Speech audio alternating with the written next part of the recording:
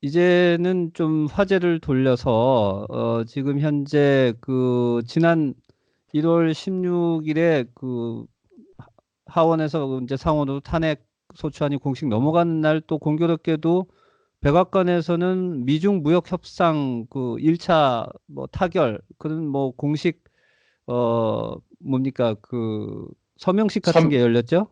네, 맞습니다. 서명식이 열렸죠. 그래서 이미 어, 미중이 타결한 내용은 대강이 이미 저 언론에 공개가 됐고, 뚜껑을 열어보니까 뭐 역시 그 뼈대는 똑같은 것 같아요. 그래서 음.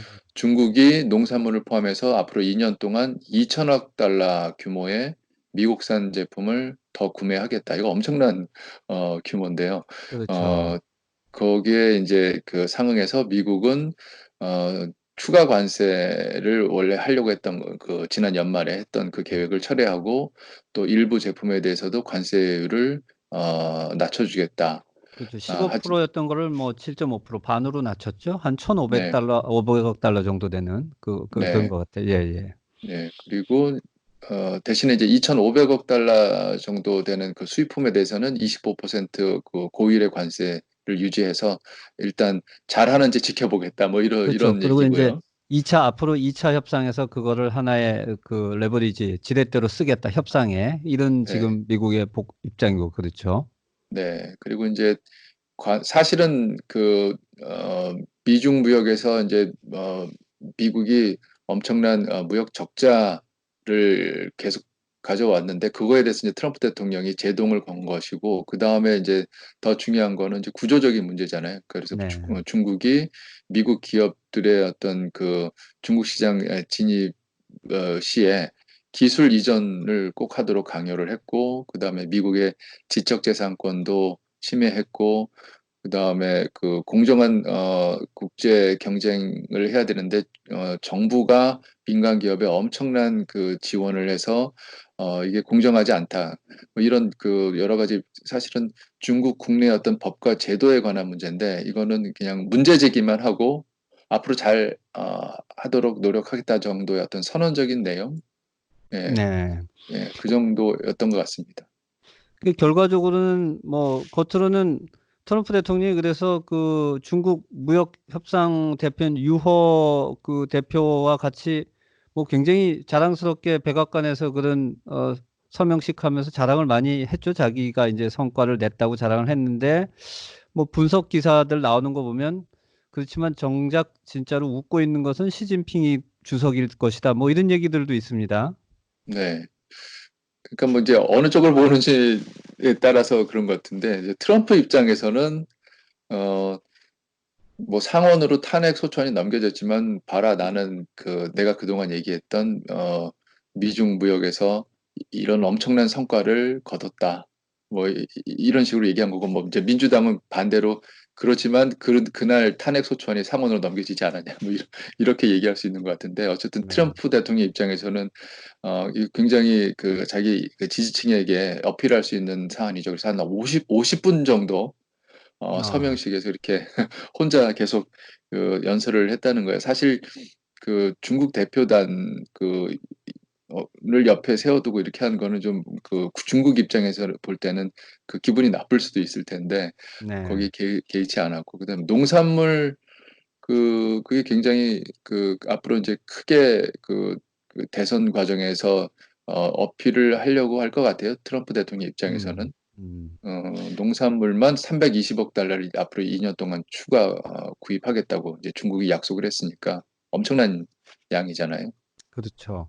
근데 이제 또 그거를 역으로 또 저는 보면서 약간은 다른 느낌도 들었던 게 원래는 이 1차 무역 협상 사인도 우리 지난번에도 얘기했지만 작년에 에이페크 칠레에서 작년 말에 열릴 예정이었던 칠레 에이펙 정상회담에서 시진핑 주석하고 두 대통령 지도자가 나란히 이제 이런 서명식을 하려고 그랬었는데 그게 이제 취소되면서 그게 연기가 됐고 결과적으로는 뭐 그리고 중간에 트럼프 대통령은 시 주석이 미국까지 그럼 날라와서 저기 어디 그 농장이 많은 자기 지역구 지지 기반 쪽에 가서 그 거창한 서명식 어떻게 보면 이제 중국이 자기한테 무릎 꿇는 모습을 보여주고 싶었는데 거꾸로 뭐 결국 두 대표 그 무역 대표가 사인하는데 트럼프 대통령이 나와서 그걸 갖다가 막 신나서 자랑하는 것도 한편으로는 저는 그걸 보면서 묘한 좀 느낌이 들기도 했습니다. 네.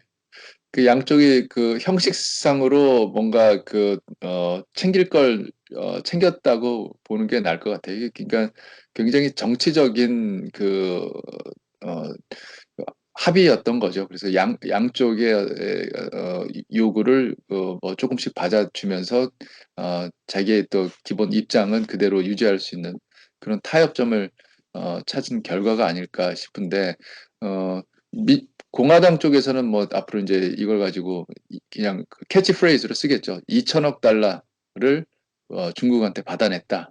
뭐 이런 식으로 얘기를 할 테고 반대로 이제 민주당 쪽에서는 그 척 슈머 상원 원내대표가 나서서 비판을 했는데 어, 민주당도 사실 뭐 공화당 못지않게 트럼프 대통령 못지않게 중국에 대해서는 불만이 많고 굉장히 비판적인데 뭐 탐욕적인 무역 행태 이런 표현을 쓰더라고요. 그래서 중국이 그런 모습에서 벗어날 수 있도록 개혁하는데 도대체 이번 그 1차 1단계 그 무역 합의가 무슨 일을 했느냐 아무것도 한 게 없다.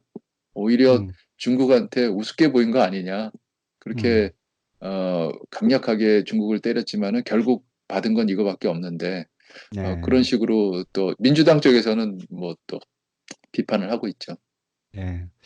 그래서 이제 앞으로 뭐 또 2차 협상 이게 어떻게 보면 더 중요하고 어려운 문제들이 남아 있는데 뭐 당분간은 양쪽 다 일단은 이 정도 서로 그 체면 치레하는 차원에서 일단 봉합하고 넘어가고 시간을 좀 가지고 시간을 벌자 하는 그게 생각이 있는 것 같고 뭐 그렇게 봐서는 이제는 뭐 선거 기간 중에 뭐 크게 심각한 2차 협상이 이루어지기보다는 아마 중국도 선거가 끝날 때까지 기다릴 거다. 뭐, 트럼프 대통령도 이제 선거가 유세전이 들어가기 시작하면 뭐 무역 협상에 이렇게 신경 쓸 수가 없을 것 같다. 뭐 이런 지금 분석이 나오는 것 같습니다. 아무튼 뭐 그나마 그래도 미중 무역 전쟁이 더 이상 확전이 안 되고 이 정도에서 봉합된 거는 양국을 위해서도 그렇고 뭐 세계 경제를 위해서도 그렇고 다행인 것 같습니다. 자, 그러는 한편, 저기, 한국과 관련해서도 최근에, 북미 협상, 또 남북 관계를 둘러싸고 약간의, 소식들이 들려왔습니다. 올 얼마 전에 문재인 대통령이 신년 기자회견에서 지금 교착 상태에 빠진 북미 협상을 좀, 촉진하기 위해서라도 남북 간에라도 유엔 제재가 접촉되지 않는 한에서 한번 개별적인 남북 간의 좀 경제 협력 같은 걸 모색해 보겠다. 거기에 대해서 그 다음날 바로 주한 미국 대사인 해리스 대사가 그 사항은 또 한미 간의 워킹 그룹에서 일단 먼저 상의를 해야 된다 이러면서 좀 양국 간에 좀 신경전이 벌어졌는데 워싱턴 현지에서는 어떻게 이것을 보고 계신지요?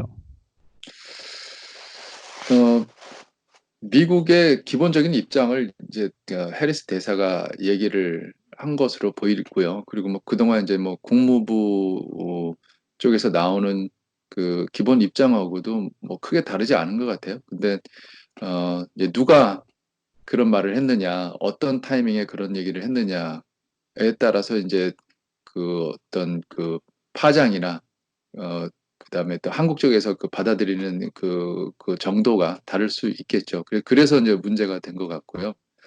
어, 어, 페리스 대사의 어떤 그 개인적인 그 스타일 이것도 뭐 살짝 좀 그 영향을 미치지 않았나 뭐 이런 생각도 좀 해볼 수 있을 것 같아요. 네, 그래서 뭐 한국 여기서 분위기는 특히 정부 청와대 뭐 여당 뭐 그 입장은 뭐 거의 무슨 조선 옛날 총독이냐 대사가 예. 어떻게 대통령이 한 말에 대해서 바로 그 다음날 거기에 대해서 반박하는 성격의 그런 의견을 낼 수 있냐? 뭐 우리도 뭐 주권이 있다. 뭐 좀 상당히 뭐랄까 좀 격앙된 분위기가 있었는데 뭐 미국에서는 일단 이것 자체가 그렇게 뉴스는 안 됐죠. 어, 뉴욕 타임스 기사가 하나 있었고 CNN에서도 뭐 기사가 뜬 걸 봤는데요.